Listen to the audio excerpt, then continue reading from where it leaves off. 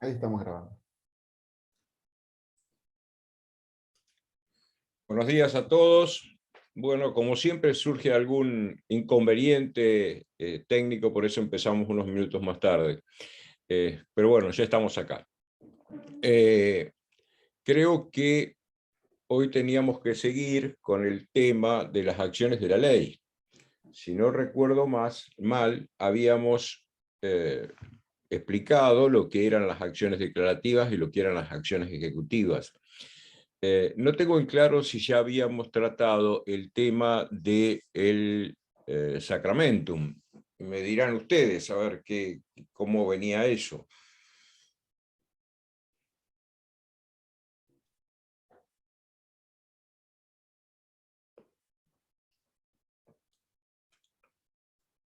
Marco, ¿vos te acordás? ¿Si habíamos dado sacramentum? Sí, creo que las 5 acciones habían sido mencionadas. O sea, tanto Claro, las pero declarativas como las no habíamos hablado ejecutivas. en particular de ninguna, me parece. Claro, se mencionaron, no hablamos de ninguna en particular. Bien. Bueno, vamos a empezar entonces por lo que es la acción más antigua de las declarativas.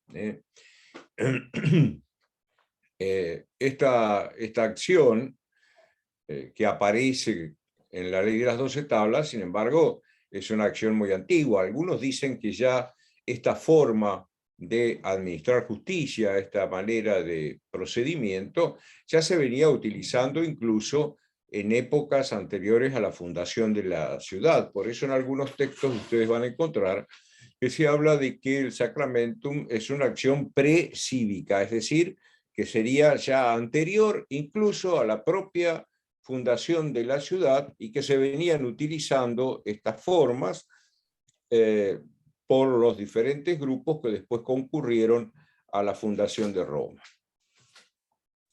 Sacramento. El nombre nos está diciendo algo porque las palabras, las expresiones que traen esta forma terminada en mentum, normalmente hacen referencia a aquello que se utiliza o se usa para algo. Alimentum, lo que se usa para alimentarse. Testamentum, lo que da testimonio, lo que hace saber cuál es la voluntad de alguien para después de su muerte. Es decir, este agregado de mentum va acompañando a sacra, lo sacrum. Es decir, estaría haciendo referencia a aquello que se usa, que se utiliza para realizar un acto sagrado. En tal sentido, el sacramentum originario debió ser una forma de resolver los pleitos que tenía las características de las ordalías. Hemos hablado ya con ustedes alguna vez de las ordalías, es decir, someter a la voluntad de los dioses la decisión de algo, la resolución de algo, normalmente la resolución de un conflicto o de un pleito. En este caso, estaba referido a una cuestión de la que hoy podríamos llamar cuestión jurídica, pero que no necesariamente tenía ese contenido originario. Es decir, el sacramentum originario era un sacrificio de un animal cuyas entrañas iban a ser analizadas para determinar a quién le asistía o a quién le correspondía la razón en una cuestión que aparecía controvertida. Recuerden, cuando Rómulo y Remo debían decidir quién iba a fundar la ciudad, se sometieron a un auspicio de las aves, diciendo que aquel que viera volar mayor cantidad de aves sobre su cabeza iba a ser el elegido, y eso fue lo que en definitiva se hizo. Es decir, esto viene desde un tiempo muy antiguo, que tenía que ver en alguna medida con la ciencia augural y demás, pero bueno, no vamos a entrar en esos detalles. ¿En qué consistía el sacramento? El sacramentum originariamente parece ser que se exigía a los contendientes que llevaran un animal para ser sacrificado y, como decía, analizando las entrañas del animal, ver a quién le correspondía la razón. Esta forma de administrar justicia, de resolver la cuestión, está directamente ligada con los rituales religiosos. Por lo tanto, va a tener justamente esas características que ya señalamos como características generales del procedimiento de la ley de las 12 tablas, que es el fuerte rigor formal, el ritualismo exagerado en la celebración del acto. Es decir, las partes debían llevar un animal y ese animal iba a ser sacrificado, y en ese sacrificio se iba a analizar particularmente el hígado, que iba a ser cortado en la mitad, en dos partes, y ubicar cada parte, una del lado derecho y una del lado izquierdo. Y entonces se analizaban esas partes del hígado, se lo pesaba, se lo medía, se veía su color, si tenía malformaciones, si tenía quistes, y en virtud de eso se decía que preponderaba la parte que había quedado a la derecha o la parte que había quedado a la izquierda. El sacramentum era diestrum, el de la derecha, o siniestrum, el de la izquierda. Siniestro viene justamente de izquierda. En la jerga actual todavía en materia de seguros se habla de el siniestro, por decir aquello que resulta perjudicial. ¿Por qué? Porque justamente si preponderaba la parte izquierda del hígado, iba a perder el juicio, y si preponderaba la derecha, lo iba a ganar. Por eso era la expresión sacramentum diestro, sacramentum siniestro. Es decir, lo que acá estamos teniendo es una resolución del pleito de esta manera.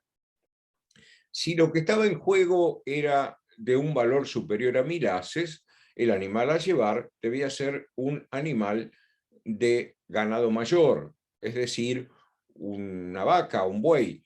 En cambio, si era inferior a esa cantidad, debía ser un sacramentum de ganado menor, es decir, un cabrito, un cordero, etc.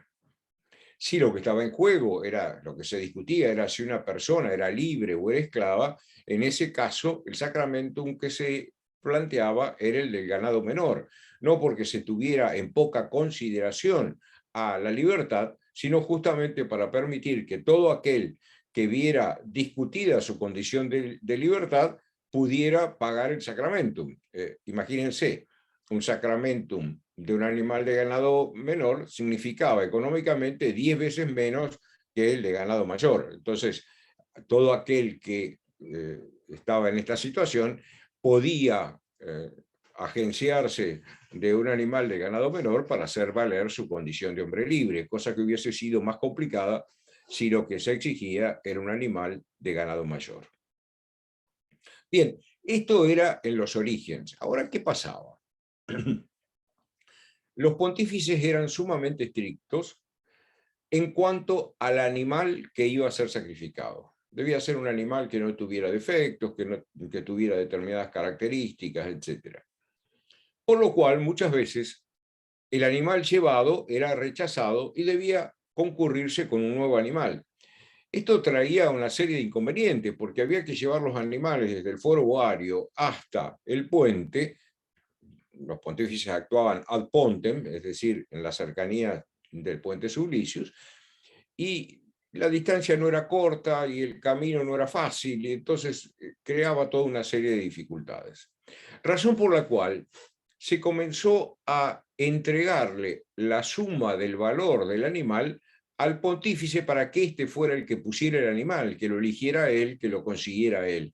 Entonces el sacramentum pasó a ser de 500 haces o de 50 haces, según fuera el mayor o menor.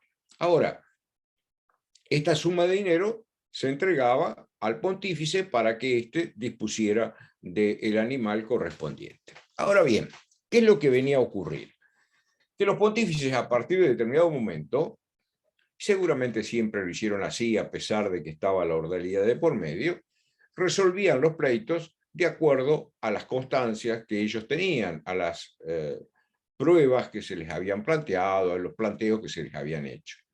Entonces, a partir de determinado momento, el pontífice deja de realizar el sacrificio. Sigue recibiendo los 500 haces o los 50 haces, pero ya no pone el animal, ya no se hace el sacrificio y se resuelve el pleito según como está planteado ante ellos.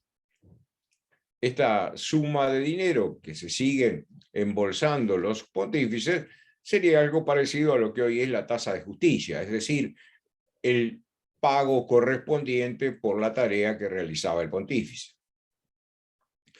Ahora, ustedes saben que a partir de determinado momento, estas funciones que tenían los pontífices pasan a manos de los magistrados, concretamente del pretor. Y entonces, el pretor se encuentra con una dificultad. No puede recibir los 500 haces o los 50 haces que correspondan, porque él es un magistrado ad honorem, es decir, no puede recibir sumas por su tarea, por sus funciones. Razón por la cual se pensó en otorgar o en enviar ese dinero a lo que hoy sería el fisco, al tesoro público, pero no había razón para ello. ¿Por qué no había razón? Concretamente porque el tesoro público no aportaba nada a la realización de esta tarea. Le era gratuita, por decirlo de alguna forma simple.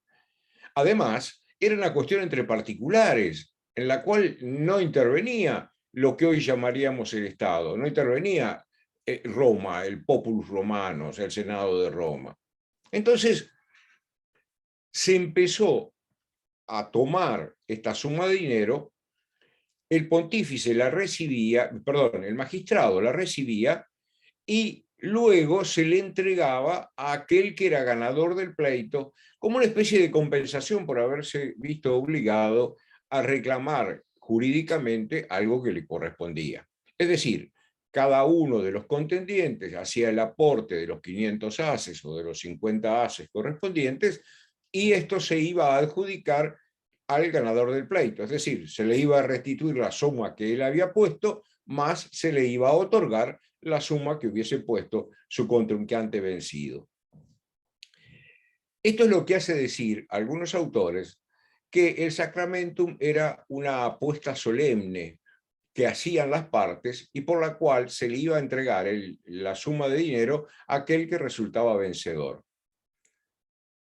Esto es un poco ignorar cuál fue la evolución posible de esta forma procesal de Roma, porque en primer lugar no daría explicación al propio nombre del instituto, Legis Actio per Sacramentum, porque ¿qué sería lo sacro en una suma de dinero? Es decir, no es que esté mal, así lo dice, por ejemplo, según creo recordar, lo dice el propio Argüello en su libro, que era una apuesta solemne. Lo que pasa es que no es que esté mal, pero Argüello toma la figura en un momento determinado como quien toma una fotografía. No ha visto el desarrollo, el desenvolvimiento como fue a través del tiempo.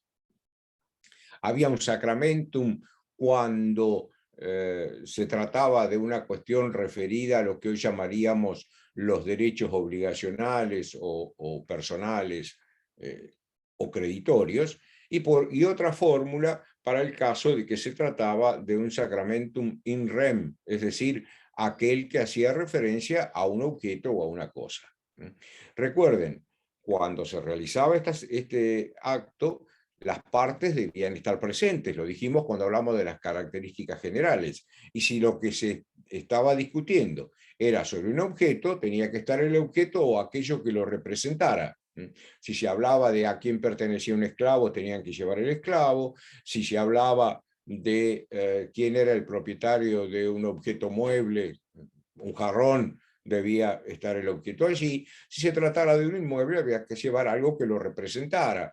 Una teja, si era una casa, un ladrillo, o si se trataba de un campo, de una heredad, debía llevarse un poco de tierra o de hierba del lugar. Es decir, todo esto nos está dando la pauta de que se trata de una ceremonia que tenía un carácter ritual, un carácter formal. Nosotros podemos ver casi con curiosidad, como algo un poco gracioso, todo esto que estamos diciendo, pero todavía hoy las formalidades resultan fundamentales en los procedimientos. Cuando uno va a iniciar un juicio, tiene que hacerlo de determinada manera, utilizar tinta de determinado color, estar el tamaño de los papeles que se deben presentar, está indicado en qué lugar se debe presentar, etc. Es decir, todavía hoy la formalidad, si bien no con aquellas características originales, sigue teniendo su trascendencia, sobre todo en esto que llamamos el derecho procesal. Esto, muy rápidamente, sería lo que podemos decir de esta acción por el sacramento. ¿Qué característica tiene además el sacramento? Que es una acción general. ¿Qué significa que es una acción general? Que podemos discutir prácticamente cualquier tema a través de este sistema. Pero tiene una limitación, que el sistema solamente puede estar referido a cuestiones que pueden ser resueltas por sí o por no, por diestro y siniestro. Pero, por ejemplo, si tuviéramos algún caso de aquellas que vimos eran las acciones tendientes a la división, las acciones divisorias, no podríamos plantearla de esta manera. ¿Por qué? Y bueno, porque si alguien va a decir, quiero que se me determine cuál es mi parte que me corresponde en la herencia, eso no se puede resolver por sí o por no. Hay que decir, esta es la parte, estos son los bienes, esto te corresponde a vos, esto le corresponde al otro. Por lo tanto, esta forma procesal, que era general, no permitía ser aplicada a los supuestos de estas acciones llamadas las acciones divisorias. Esto sería en general el sacramento. Tal vez esté explicado un poco más ampliamente por cuestiones de tiempo en alguno de los videos que están subidos y que ustedes ya saben, así que no hace falta insistir al respecto. Aparecieron otras acciones, la llamada, nosotros normalmente simplificamos el nombre, decimos iudicis postulatio, mal traducido sería postulación de juez, es decir, designación, nombramiento de un juez. Pero el nombre completo de la acción nos está dando un mayor panorama de qué era o cómo funcionaba esta acción, porque era la legis actio per iudicis vel arbitrive postulazione. ¿Esto qué significaba? Que era una acción que estaba dirigida a que las partes pidieran la designación de un juez o de un árbitro. Este juez y este árbitro que va a resolver el pleito, lo mismo que pasaba con la anterior, este juez o árbitro que va a resolver el pleito va a tener dos posibilidades, que sea un juez, que sea un árbitro. El juez está llamado a resolver las cuestiones que son, diríamos entre nosotros, más de derecho, más jurídicas, donde se están planteando cuestiones que tienen ese contenido. Cuando la cuestión es más de hecho, que es más simple, podríamos decir, se podía llamar un árbitro. ¿Quién era el árbitro? Una persona reconocida en cuanto a su ecuanimidad, que iba a venir a resolver el pleito según su leal saber y entender, no como conocedor de derecho, sino justamente teniendo en cuenta lo que él sabía, lo que él conocía de la situación. Esto se usaba fundamentalmente en las cuestiones de familia o en las cuestiones entre vecinos, porque evidentemente el árbitro podía ser alguien conocedor del lugar, conocedor de la gente, que mereciera igual respeto y reconocimiento por aquellos que estaban pleiteando entre sí, para que diera una respuesta que resolviera el pleito. Aquí lo que es interesante de ver es que en este supuesto, tanto es definitiva y válida la sentencia dada por un juez como la sentencia dada por el árbitro. Tienen el mismo valor las dos tipos de resoluciones. Podríamos seguir explicando varias cosas de esta acción en cuanto al tiempo en que se debía realizar, etc. Abreviando, podríamos decir que esta acción fue utilizada particularmente con las acciones divisorias, porque aquí ya vamos a tener un juez o un árbitro que puede venir a resolver no ya por sí o por no, sino de una manera diferente. Aparece a posteriori la tercera de las acciones, que es la condictio, legis actio per condictionem. ¿Qué significa esta condictio? Una abreviación de plazos, una simplificación de procedimiento para resolver cuestiones que requieren una mayor agilidad en la concreción o resolución del pleito. ¿Por qué? Porque, fíjense ustedes, las necesidades del comercio a veces no pueden esperar tiempos más largos. Entonces acá lo que se hacía era abreviar el plazo dentro del cual se debía designar y debía resolver el juez. No vamos a entrar acá, era un mes, eran 10 días, no tiene sentido. Lo que es importante es que ustedes vean que aquí, cuando aparece la condictio, lo que se hace es simplificar el proceso para dar una respuesta más inmediata, más cercana en el tiempo y en cuanto a los efectos de la resolución. Estas serían las tres acciones declarativas. Por otro lado, tenemos las llamadas acciones ejecutivas, es decir, aquellas como la manus iniectio y la pignoris capio, que son acciones que tienden, una vez dilucidado un derecho, a efectivizarlo. Por eso son ejecutivas. Aquí también nos encontramos con una acción muy antigua. Esta acción es la manus iniectio, o legis actio per manus iniectionem. Esta manus iniectio también es muy antigua. También dicen los diferentes autores que es una acción que ya estaba en uso incluso antes de la fundación de Roma. Es decir, el sacramentum entre las declarativas y la manus iniectio entre las ejecutivas son las acciones más antiguas que aparecen contempladas en la ley de las 12 tablas. Aquí debemos hacer una aclaración. Ustedes seguramente todavía no han llegado a ver el tema de las obligaciones. ¿Qué es lo que pasaba en Roma con las obligaciones? En la época primitiva, en la época arcaica, en Roma el compromiso que tenía el deudor respecto de su acreedor era un compromiso de tipo personal.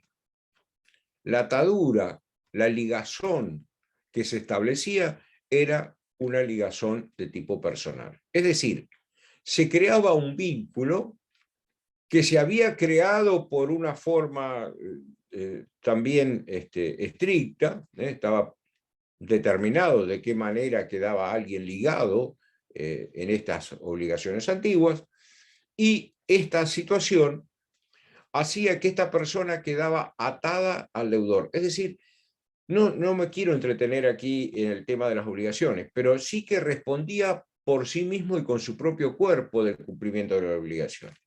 Nuestra idea es que de las obligaciones se responde con el patrimonio. En Roma se respondía con el propio cuerpo. A tal punto esto era así, que no bastaba con, en muchos casos, con satisfacer la deuda. Además, debía realizarse un rito para desobligar, es decir, para que este deudor quedaba liberado de la relación, del vínculo obligacional que se había establecido.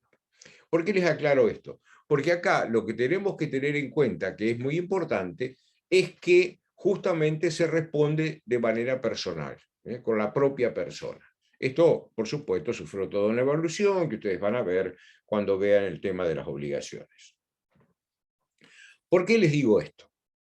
Porque justamente acá lo que tenemos es una acción donde hay un deudor que no cumple su obligación. Entonces, lo que se puede hacer es llevar este deudor ante el magistrado para exigir el cumplimiento, para exigir la efectivización. Ahora bien, había requisitos.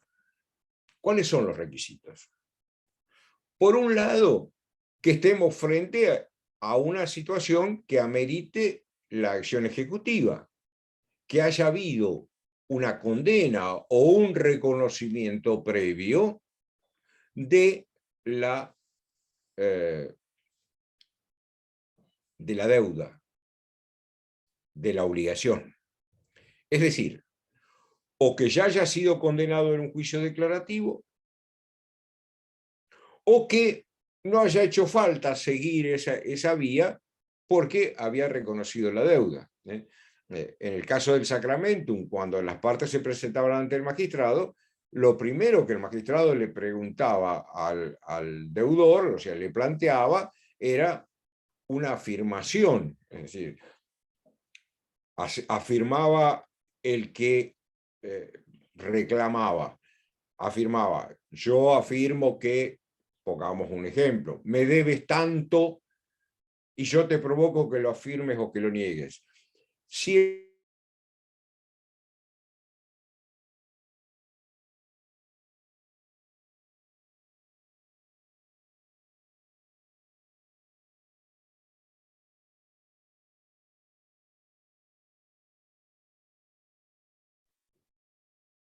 Hola.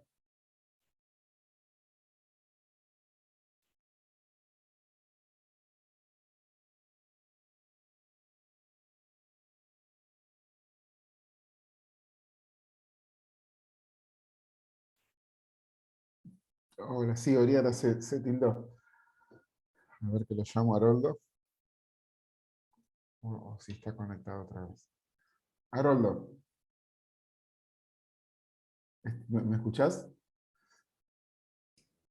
ahora sí, parece que se había cortado, ¿no? Se cortó, me avisaban también los alumnos que se había cortado.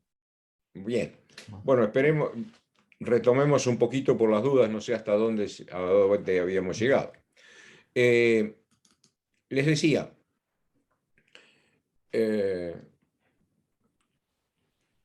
cuando se había ya establecido como definitiva la existencia de la obligación de cumplir, ya no admitía duda la cuestión, cuando ya el derecho había sido, digamos, resuelto, cuando ya la obligación estaba determinada, cuando ya se sabía que alguien debía cumplir, cuando alguien había sido condenado o, como decíamos, había reconocido la existencia de la obligación, en ese supuesto entonces, pasado cierto tiempo, se podía iniciar la manus iniectio. ¿Cuál es ese tiempo? Bueno, lo primero que tenemos es que pasado el tiempo o cumplida la primera parte, por ejemplo en el juicio declarativo, debía dejarse, tenía 30 días para presentarse para, digamos, para cumplir. Si pasados esos 30 días no había cumplido, entonces se habilitaba, porque el derecho estaba reconocido, porque se había cumplido el plazo determinado para cumplir la obligación. Si no se había cumplido la obligación, se podía iniciar la manus iniectio, es decir, la acción ejecutiva. Quiere decir que estos son dos presupuestos: el tiempo y el reconocimiento expreso de que estamos ya frente a una situación de derecho consolidada.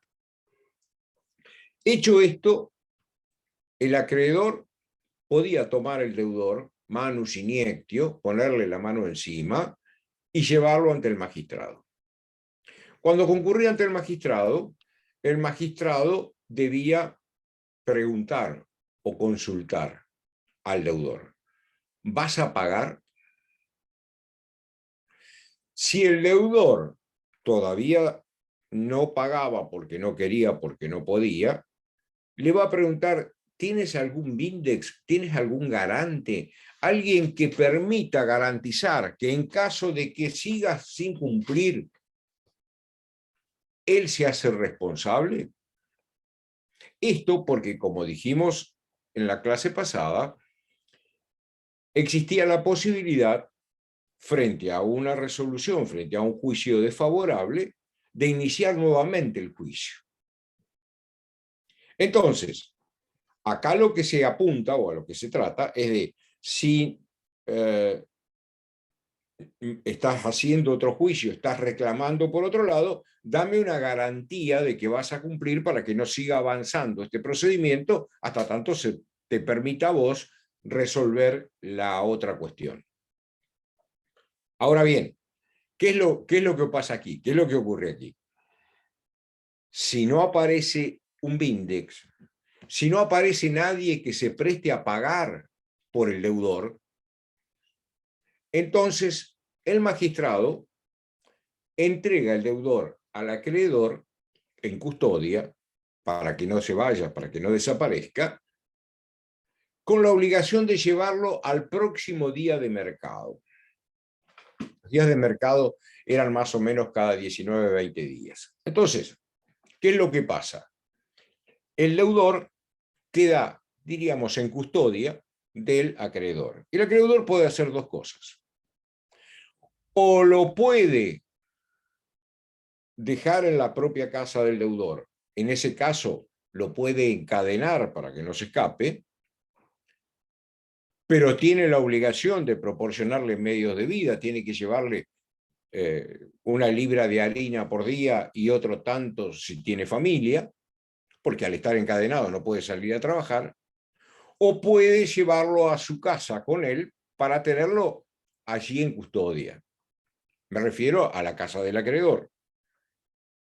En algún libro aparece: podía llevarlo a su cárcel privada, como si los romanos tuvieran en su casa una cárcel destinada a la posibilidad de encerrar a un deudor. Lo llevaba en custodia, no hay cárcel privada, lo llevaba porque acá de lo que se trata es que este deudor que no ha cumplido no desaparezca. Esta es la idea. Entonces, a los 20 días debía llevarlo de nuevo para que se repitiera la misma cuestión. ¿Vas a pagar? ¿Hay alguien que pague por él? ¿Hay alguien que le salga de garante? Lo del garante era importante, ¿por qué? Porque si este deudor no cumplía y resulta que en el otro juicio que hubiese iniciado para demostrar que no estaba bien condenado en el anterior, también saliese perdedor, en ese caso tenía que pagar el doble. Por eso era la necesidad del Vindex. Además, lo otro que preguntaba el magistrado era si había otros acreedores. Esto no se los había dicho en lo anterior, pero había que hacerlo. ¿Por qué? Porque cuerpo hay uno solo, y si hay que ejecutar sobre el cuerpo del deudor, es necesario que todos aquellos que tengan obligaciones pendientes que no hayan sido satisfechas puedan presentarse también a reclamar.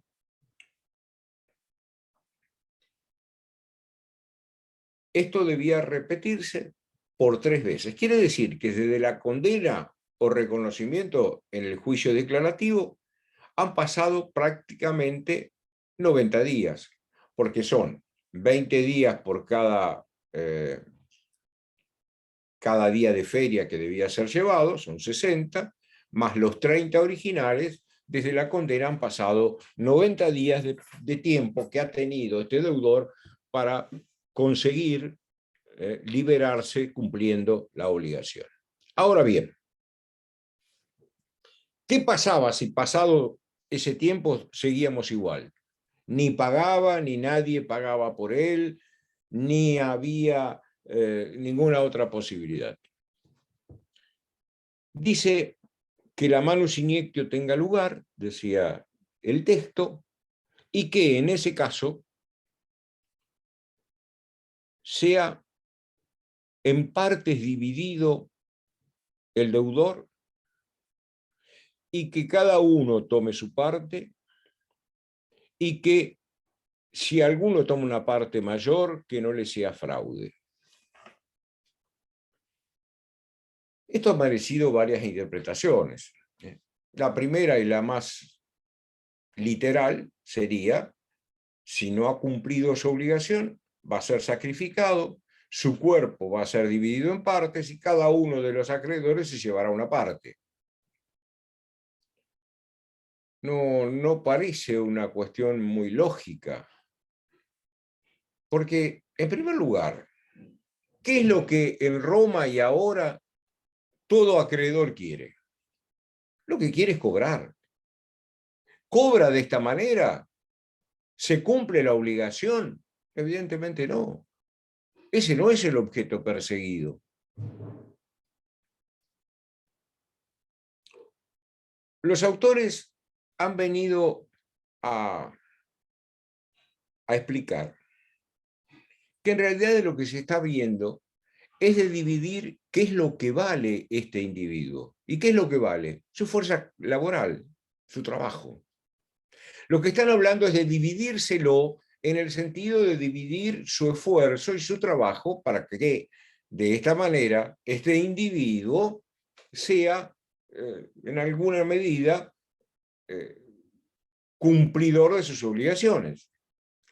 Por eso dice, y si para alguno hubiera una parte mayor que no sea fraude, porque se está refiriendo a la circunstancia de que es muy difícil medir si trabajó más o trabajó menos para el otro, si cuando trabajó con uno trabajó o cumplió tareas más complicadas o menos complicadas, si le dio mayor beneficio o menor beneficio.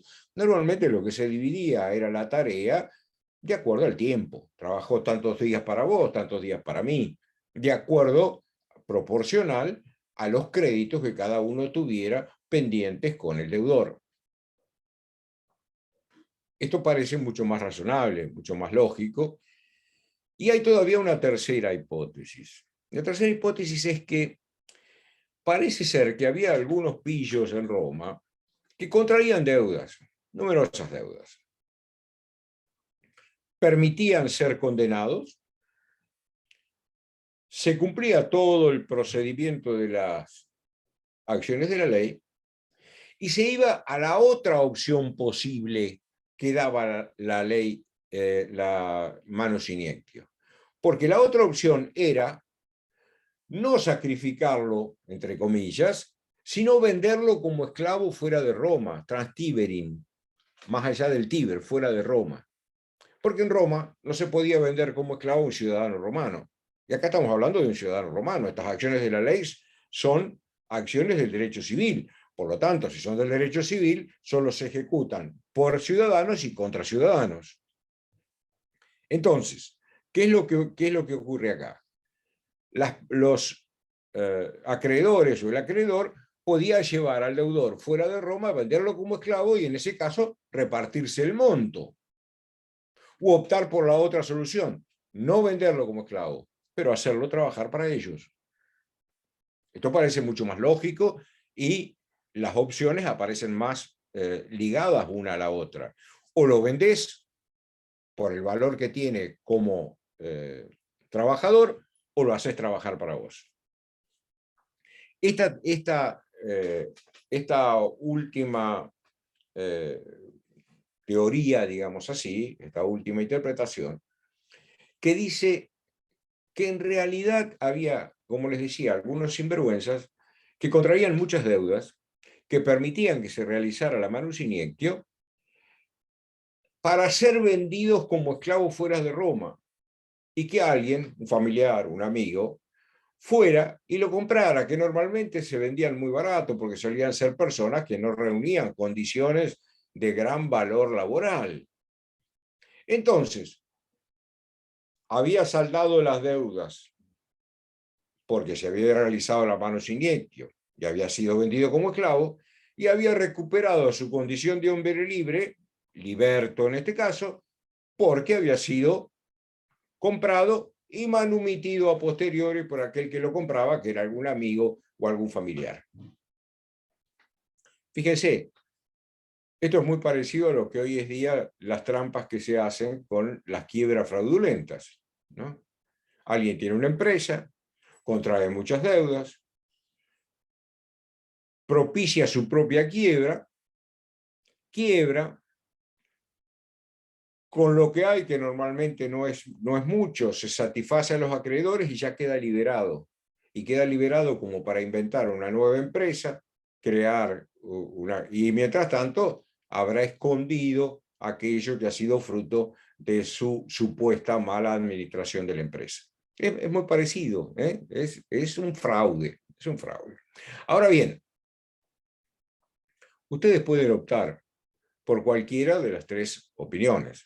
La más sangrienta, aquella que habla de la división de la tarea, o por último, esta que era que si vos haces esta maniobra y tus acreedores se dan cuenta, capaz que te cortan en pedacitos. Era la amenaza frente al fraude que podía provocar esta situación.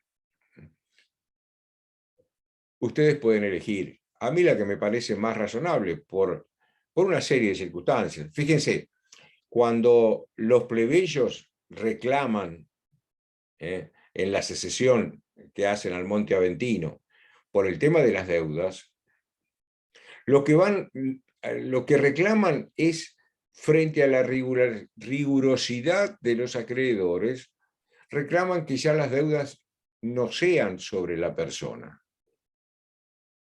Pero en ningún momento hacen referencia a que haya habido sacrificios humanos como consecuencia del incumplimiento de las obligaciones. Hubiese sido un argumento de mucho peso para la resolución de esta cuestión.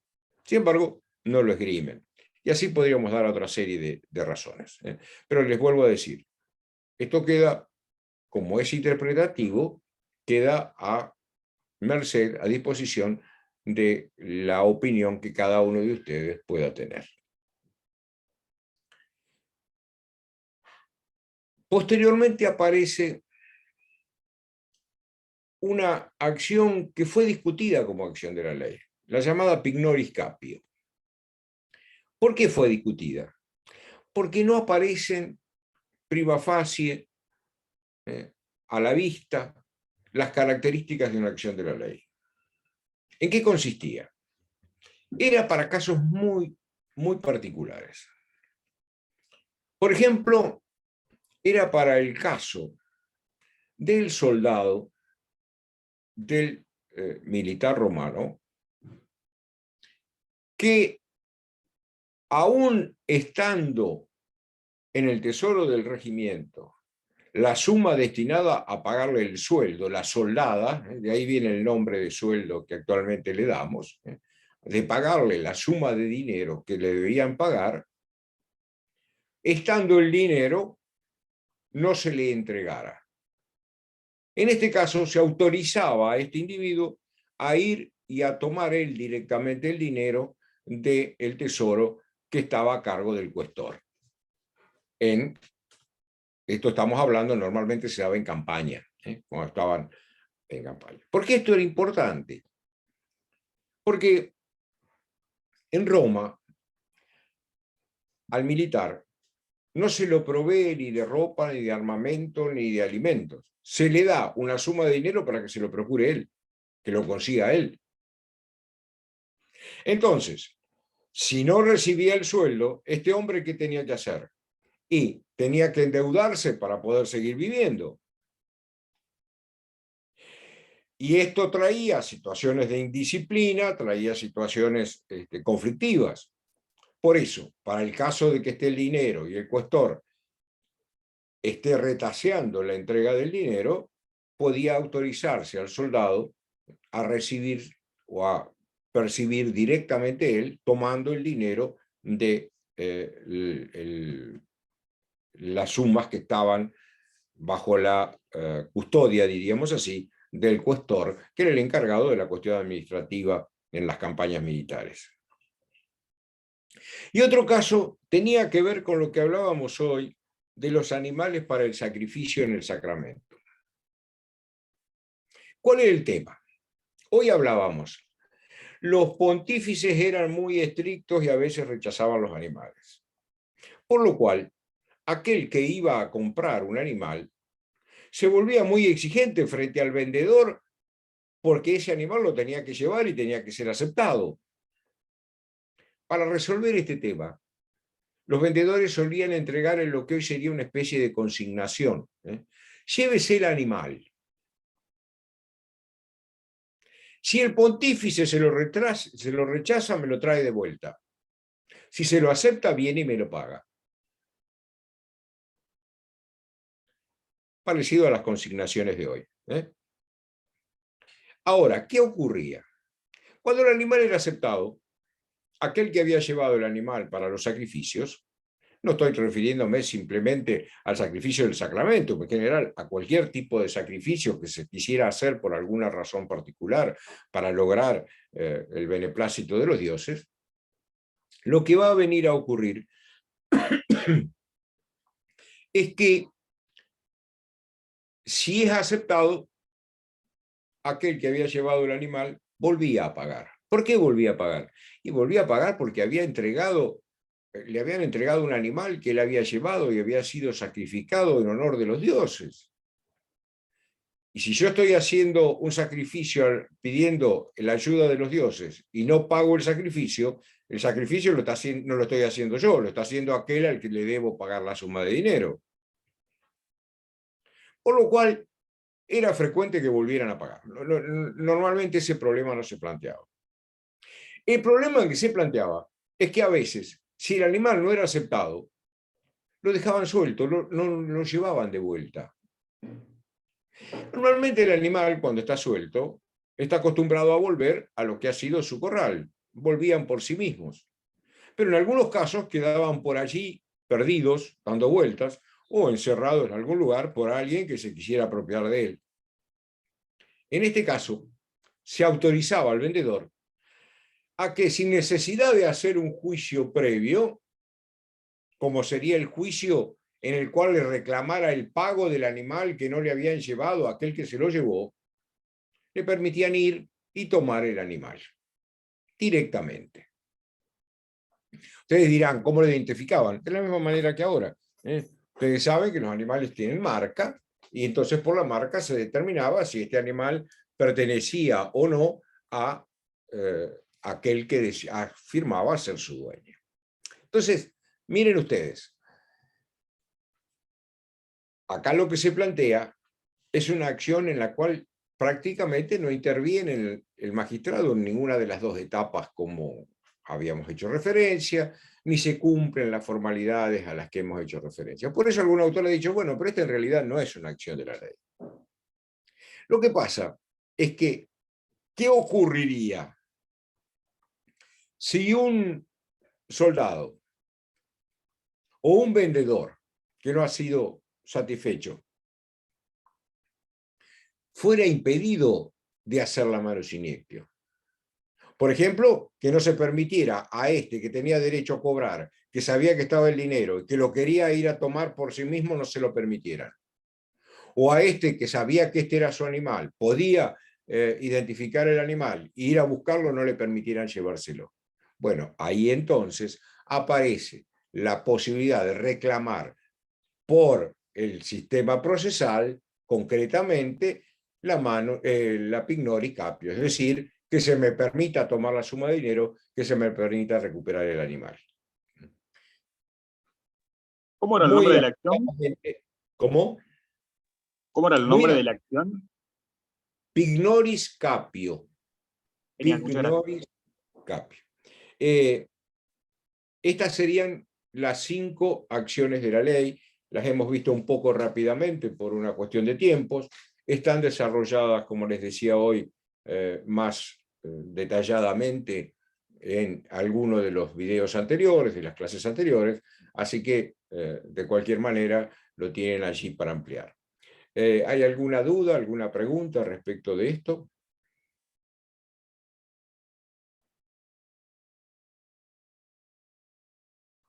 Bueno, parecería que no entonces. Yo lo que quiero es respetar un poco los tiempos, por lo que ya hemos dicho en clases anteriores, para liberar a quienes tengan clases presenciales. De cualquier manera, lo que vuelvo a insistir, vean sus apuntes, sus manuales, las clases grabadas, para ver si aparece alguna duda respecto de esto, para que la podamos resolver mientras tenemos clases. Y no cuando ya estemos con la soga al cuello con un parcial o alguna evaluación. Entonces, vayámoslo viendo así. En la clase que viene, veríamos los otros dos sistemas procesales. El sistema del procedimiento por fórmula o procedimiento formulario y el sistema del procedimiento extraordinario o cognitorio. Creo que con esto estaríamos completando debidamente la clase de hoy. Si no hay ninguna otra pregunta, nos veríamos en 15 días, que lo puedan pasar bien, y que los que tienen todavía parciales pendientes tengan buenos resultados. Bueno, si no hay preguntas, nos vemos en 15 días. Gracias, Marco, por la colaboración. No, por favor, gracias, Haroldo. Nos Chao. estamos viendo. Chao, nos vemos, hasta luego. Chao, gracias. Nos vemos.